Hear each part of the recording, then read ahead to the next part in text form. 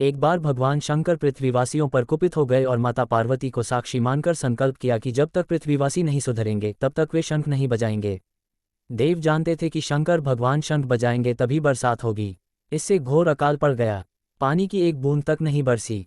धरती पर त्राहिमाम मच गया। ऐसे में एक दिन भगवान शंकर पार्वती आकाश में विचरण कर रहे थे तो उन्होंने एक अजीब दृश्य देखा कि एक किसान भरी दोपहरी में चिलचिलाती धूप में खेत की जुताई कर रहा है। पसीने में नहाया मगर अपनी धुन में बहुत मगन। जमीन पत्थर की तरह सख्त हो गई थी, फिर भी वह जी जोड़ मेहनत कर रहा था। उसकी आंखों में आत्मविश्वास था और उसके पसीने की बूंदों से उम्मीद टपक रही थी। भोलेनाथ व पार्वती बदले हुए वेश में आकाश से नीचे उतरे और उससे कहा, अरे भाई, तू क्यों बेकार कष्ट उठा रहा है? सूखी बंजर धरती में केवल पसीने बहाने से ही खेती नहीं होती।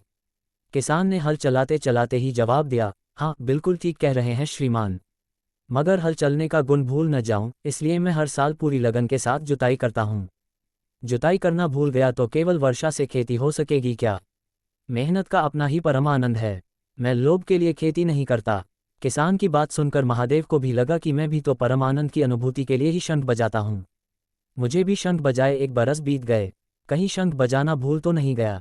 उन्होंने तुरंत अपनी झोली से शंख निकला और जोर से फूंका। चारों ओर बादल की घटाएं घुमड़ पड़ीं।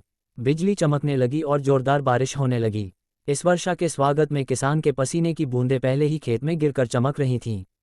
हमारा जो काम है उसे अपनी पूरी निष्ठा से बिना किसी लोभ लालच के करना चाहिए, इसी में परम सुख है।